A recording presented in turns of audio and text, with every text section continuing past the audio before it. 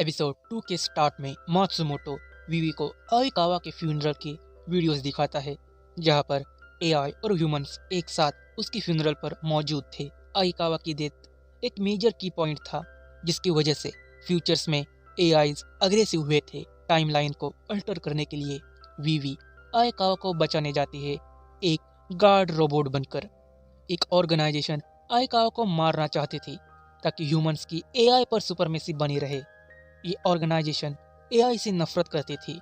अब काकिटानी नाम का एक कमांडर अपनी टीम को लीड करता है ताकि वो सब आइकावा को मार सके। इस ऑर्गेनाइजेशन का नाम टोक था, जो एआई को इस दुनिया से मिटाना चाहती थी। दूसरी तरफ मात्सुमोटो आइकावा के गॉगल्स को हैक कर लेता है, जिसकी वजह से वो वीवी को एक गार्ड रोबोट ही समझता है। अब मात्सुमोटो वीवी को बोलता है कि टोक के सोल्जर्स इस बिल्डिंग को मल्टीपल बॉम्ब ब्लास्ट के जरिए तबाह करने वाले हैं। हमें जल्द से जल्द यहाँ से निकलना होगा। टोक आइकावा के साथ उसके एआई कंपनी के सर्वर्स को भी तबाह कर देना चाहते थे। टोक के सोल्जर्स उन्हें खोजते हुए उनके पास पहुंच जाते हैं, जहां मात्सुमोटो बिल्डिंग के सिक्योरिटी सिस्टम को हैक कर उन सोल्जर्स को रोक देता है। वीवी मात्सुमोटो से इस मिशन से जुड़ी सारी डिटेल्स को मांगती है, लेकिन वो वीवी पर पूरा भरोसा नहीं करता था, इसलिए वो उसे अपने ऑर्डर्स मानने के लिए कहता है। तभी वहां पर टोक का लीडर आकर वीवी को शूट कर देता है और उसका सिस्टम क्रैश हो जाता है। आइकावा को भी वो एक ही बुलेट में मार देता है। सभी सोल्जर्स बिल्डिंग में टाइम बॉम्ब को फिट करते हैं। तभी उन्हें एक एरर शो होता है। उनके सभी सिस्टम्स को मात्सुमोटो ने हैक कर लिया था और बिल्डिंग में उन्हें उसने फंसा दिया था।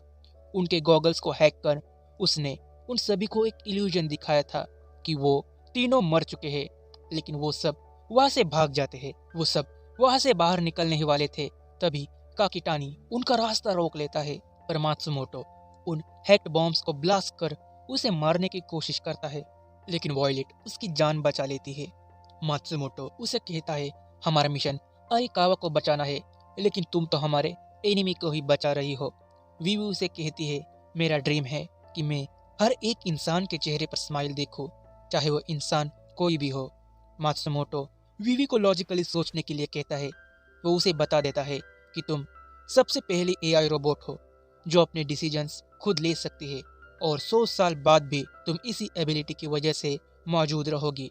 लेकिन तुम जिस सिंगिंग के दम पर दूसरों को खुश करना चाहती हो, लेकिन फ्यूचर में तुम उस एबिलिटी को खो दोगी और एक म्यूजियम में पड़ी रहोगी।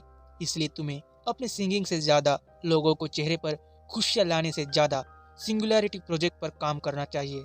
लेकिन वीवी अपनी लाइफ के गोल को ऐसे ही नहीं छोड़ना चाहती थी, इसलिए अब वो अपने फ्यूचर को बदलने का डिसीजन लेती है और चाहे जो हो जाए वो अपने गोल को पूरा करना चाहती है। चाहे फ्यूचर जैसा भी हो, वो हर एक इंसान को खुश देखना चाहती है। वो अपने सिंगिंग के दम पर हर एक इंसान के लाइफ में खुशियां भरना चाहती है।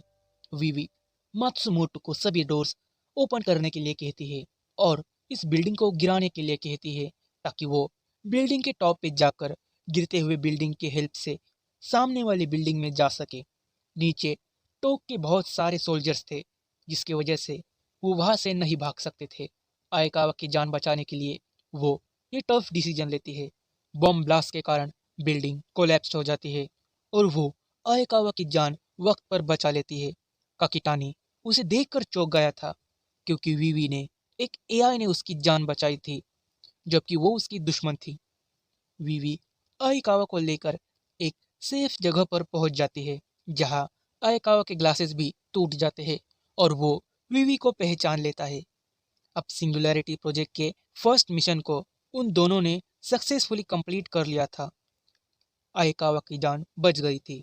अब मात्सुमोटो को वीवी पर भरोसा हो जाता है, इसलिए वो उसे इस प्रोजेक्ट में अपना पार्टनर बना लेता है और उसे फ्यूचर की सभी डिटेल्स शेयर करता है। लेकिन कुछ ही पलों बाद मात्सुमोटो एक जायंट मशीन को हैक कर वीवी को रोकने की कोशिश कर रहा था, क्योंकि वीवी ने अब फ्यूचर देख लिया था, जिसमें उसका ध्यान आज होने वाले एक प्लेन क्रैश पर जाता है, जिसमें कई सारे लोग मरने वाले थे। और उस प्लेन में वीवी की इकलौती दोस्त मोमोका भी मौजूद थी। मात्सुमोटो वीवी को समझाता है कि प्रोजेक्ट से रिलेटेड की पॉइंट्स को ही हमें बदलना है। अगर तुम दूसरी चीज़ों को भी बदलने की कोशिश करोगे, अगर तुम टाइमलाइन के साथ और खिलवाड़ करने की कोशिश करोगी, तो फ्यूचर और भी ज़्यादा खतरनाक हो सकता है। वीवी मोमोका के साथ उन सभी लोगों की जान बचाना चाहती थी, लेकिन वो अपनी आंखों के सामने ही मोमोका को खो देती है। उनका प्लेन क्रैश हो जाता है और वीवी सिर्फ देखती रहती है। यहीं से वीवी की 100 सालों की एक लंबी जर्नी स्टार्ट हो जाती है। इसी के साथ ये एपिसोड भी यहीं पर खत्म हो जाता है।